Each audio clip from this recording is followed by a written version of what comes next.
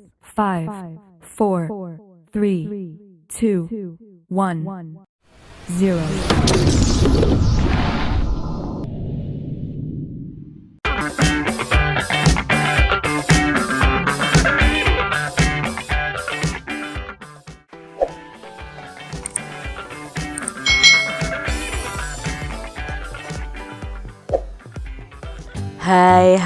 Hai. Selamat datang di channel YouTube Kak Citra. Apa kabar adik-adik semuanya? Kak Citra berharap kalian dalam keadaan yang baik, sehat, dan tetap semangat untuk belajar.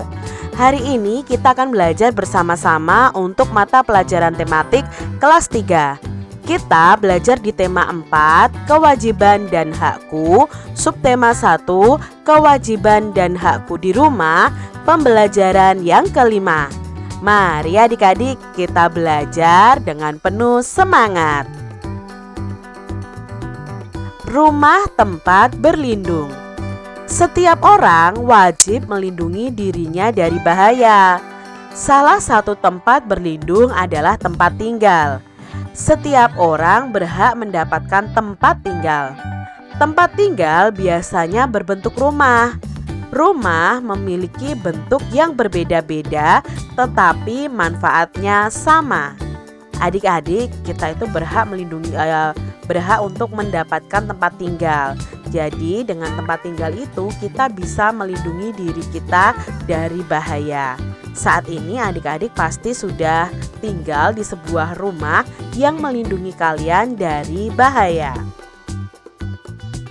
Rumah merupakan tempat berlindung dan beristirahat. Rumah juga tempat berkumpul bersama keluarga. Kita tidur, mandi, makan, dan melepas lelah di rumah. Kita juga belajar banyak hal di rumah. Udin dan Mutiara mengeluhkan rumah mereka yang bocor. Ibu menasehati mereka agar bersyukur atas semua yang dimiliki. Ibu menyarankan mereka agar melihat orang-orang yang lebih susah.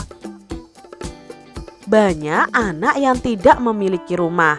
Banyak anak yang tetap bahagia meski rumahnya banjir. Dengan bersyukur, hati akan senang. Adik-adik, kalian harus bersyukur sudah tinggal di sebuah rumah yang nyaman untuk kalian. Ya, coba kalian lihat, ada anak-anak yang tidak memiliki rumah, mereka terlantar. Bahkan ketika mereka memiliki rumah pun rumahnya tidak layak. Nah, adik-adik patut bersyukur karena memiliki rumah yang bisa melindungi kalian dari berbagai macam bahaya.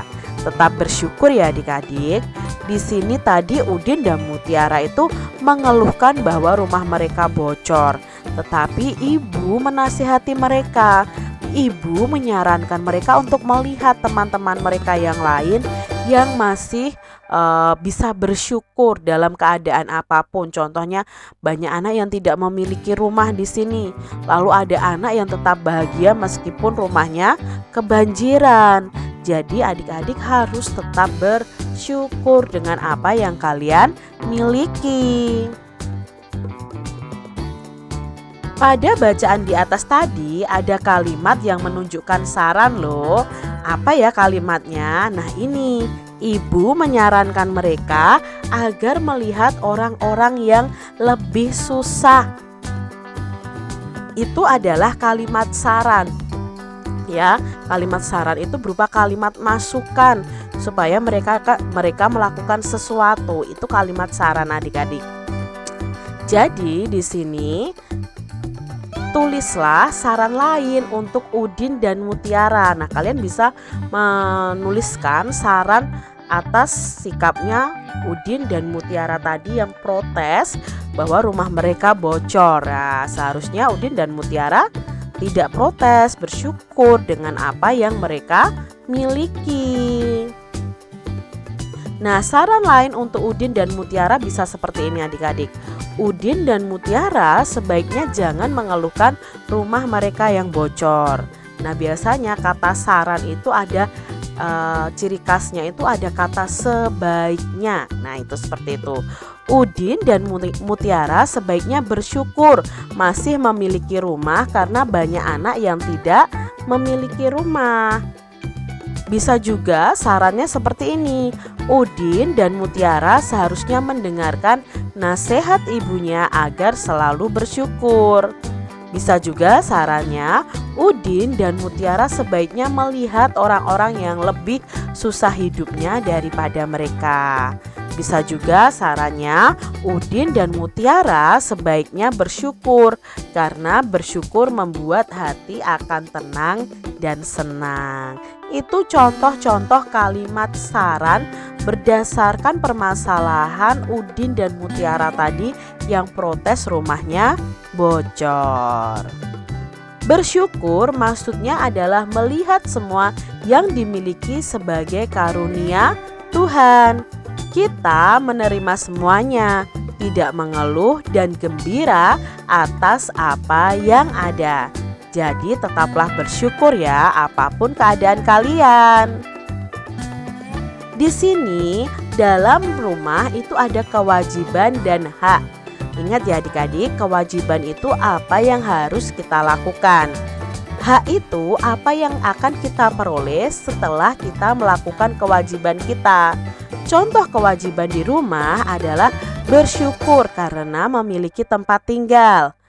Kewajiban kita di rumah juga bicara lembut dan sopan, membantu merapikan dan menata rumah, saling mencintai, menjaga, melindungi dan menghargai, saling menolong dan memaafkan, menjaga kebersihan dan kerapian rumah. Itu adalah kewajiban atau hal yang harus kita lakukan di rumah. Nah, ketika kita sudah melakukan kewajiban ini, kita bisa mendapatkan hak kita. Nah, hak di rumah itu contohnya mendapat rumah yang bersih dan rapi, itu hak kita. Dicintai, dijaga, dilindungi, dan dihargai, itu juga hak kita adik-adik. Diperlakukan dengan lembut dan sopan. Mendapat tempat tinggal itu adalah hak setiap kita. Apakah adik-adik memiliki kewajiban atau hak lain di rumahmu? Ya, selain yang Kak Citra sebutkan tadi, mungkin ada kewajiban atau hak hak lain yang kalian dapatkan di rumah kalian. Contohnya lagi di sini, kewajiban di rumah adalah langsung cuci alat makan yang digunakan, meletakkan pakaian kotor yang telah di tempat yang telah disediakan, merapikan kamar setelah bangun tidur, makan dan syukuri apa yang ada, pakai dan syukuri apa yang ada, saling menolong dan memaafkan. Ini contoh kewajiban lain yang ada di rumah kita. Lalu contoh hak di rumah kita selain yang tadi Kak Citra sebutkan di atasnya tadi ya, itu merasa aman dan terlindungi dari bencana ya. Dapat belajar dan beraktivitas dengan nyaman, itu hak kita. Dapat tumbuh dan berkembang dengan baik, mendapatkan pendidikan dari kedua orang tua, dan mendapatkan tempat bermain yang sesuai. Itu hak kita di rumah setelah kita melakukan kewajiban kita. Ayah Udin ingin rumah mereka nyaman. Ia berencana merapikan pagar rumah mereka. Ayah Udin membutuhkan 980 batu bata. Ia memiliki beberapa batu bata di rumah. Ayah membeli kekurangannya di toko bangunan. Berapa batu bata yang mungkin Ayah Udin miliki dan berapa yang harus dibeli? Mari kita cari tahu bersama-sama adik-adik. Jumlah batu bata yang dibutuhkan Ayah Udin tadi 980. Lalu kita akan mencari 5 kemungkinan berapa yang dimiliki oleh Ayah Udin dan berapa yang harus dibeli di toko bangunan. Contohnya di sini misalnya Ayah Udin hanya memiliki 200 batu bata. Maka kekurangannya berapa yang harus Ayah Udin beli di toko bangunan untuk mendapatkan 980?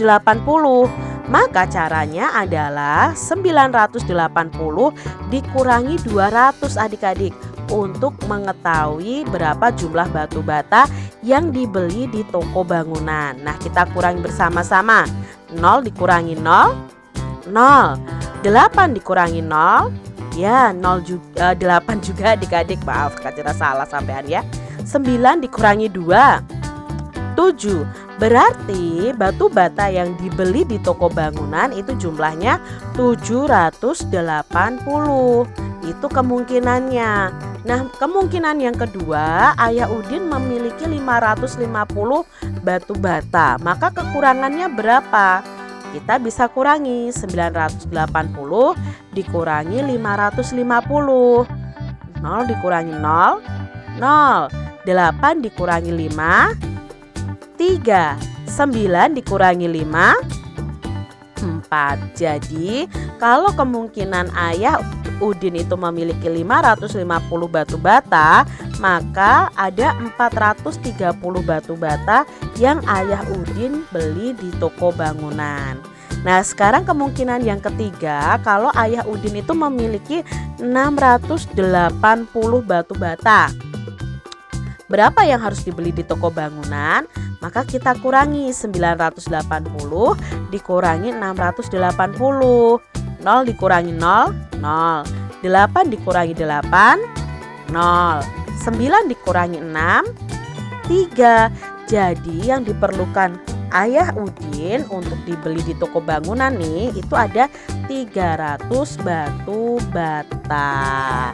Nah, dua kemungkinan berikutnya coba adik-adik kerjakan sendiri ya di buku tulis kalian masing-masing. Demikian tadi adik-adik pembahasan kita di tema 4, subtema 1 pembelajaran yang kelima. Semoga video pembelajaran ini bermanfaat untuk adik-adik semuanya. Dan sampai jumpa lagi di video pembelajaran Kak Citra selanjutnya. Tuhan memberkati. Jangan lupa tekan tombol subscribe, lalu tekan loncengnya, tekan juga tombol like, lalu share ke media sosial kalian. Jangan lupa untuk ikuti media sosial Kak Citra. Terima kasih.